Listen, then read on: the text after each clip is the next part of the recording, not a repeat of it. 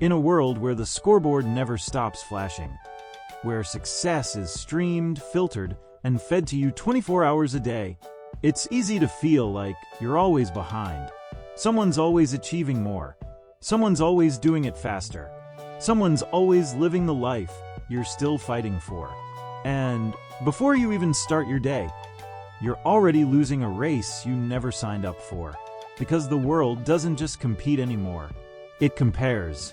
Not just on the field, not just in the boardroom, but in your pocket, in your feed, in your mind.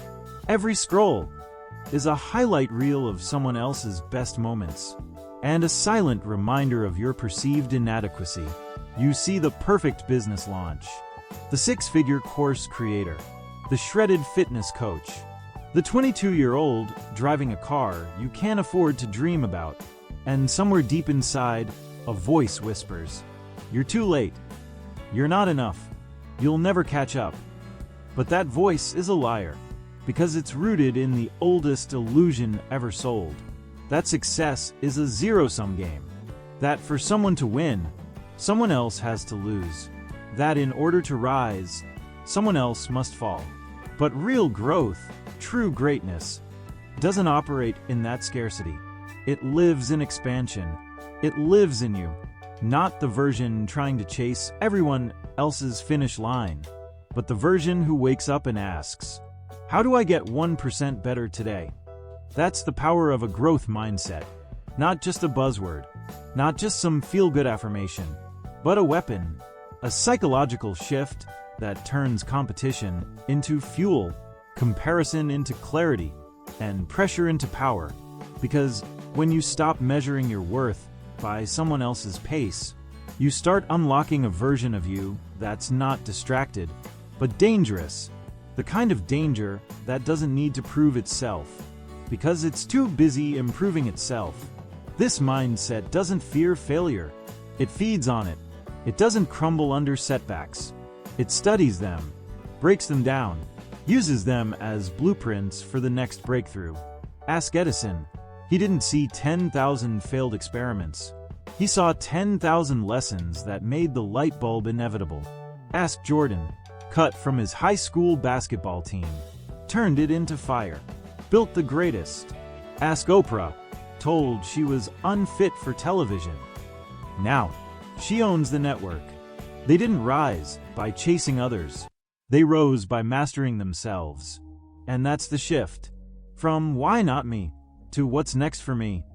From "I can't do what they do" to "I will do what I'm called to do." From "I have to keep up" to "I'm here to level up." Because growth isn't about chasing noise. It's about cultivating depth. And that depth begins the moment you stop looking sideways and start building forward. So what happens when you stop seeking validation from a world obsessed with applause? You begin to hear the quiet voice that's always been there. The voice of your own potential. Not screaming, not competing, just waiting for you to listen. See, comparison is a thief, but only when you forget you already own the gold. You don't need their path. You need your purpose. You don't need their timing. You need your trust in the process. Because here's the truth. Success isn't a stadium with limited seats. It's an open field, and you build your own arena. So stop counting the number of eyes on you. Start counting the number of steps you've taken since yesterday. Growth doesn't show up in likes. It shows up in the reps you put in when no one's watching. And no, it's not always pretty. Some days, growth looks like dragging yourself through one more paragraph, one more phone call, one more workout, one more hour of practice while the world sleeps. It's messy, it's quiet, it's often invisible, but it's there. Because the ones who win in the long game, they don't need the world to notice every step. They just need to know they're still moving forward, better than yesterday. That's it. That's the win. And it doesn't mean you ignore the competition. It means you reframe it. Let their excellence ignite you. Let their success prove what's possible. But never let their journey shrink your own. Competition, when viewed through a growth mindset, becomes fuel. It pushes you to refine, to evolve, to stretch. but it does not define you, because you're not here to be a copy. You're here to be a category of one. You were not born to replicate. You were born to reimagine. That's why your setbacks don't disqualify you. They prepare you. That's why your detours don't delay you. They deepen you. That's why your timeline doesn't have to match theirs. Because your mission was never about speed. It was about substance. And substance takes time. Just like oak trees don't grow overnight, neither do unshakable mindsets. They're carved, they're chiseled, they're forged in the fires of failure, doubt, and discipline.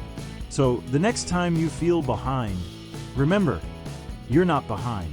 You're becoming. And the only thing that matters is, will you keep going when no one claps? Will you keep building when no one sees it? Will you keep showing up when nothing looks like it's working? Because that's where champions are made.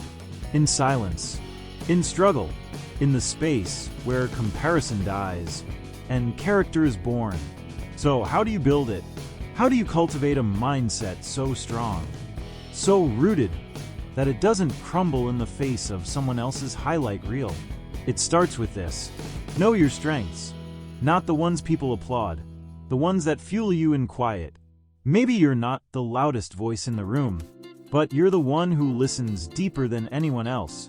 Maybe you're not the fastest, but you're relentless. Maybe you don't start with confidence, but you finish with results. You don't need to be like them. You need to be like you, at your highest frequency. Growth begins the moment you stop asking, how do I become more like them?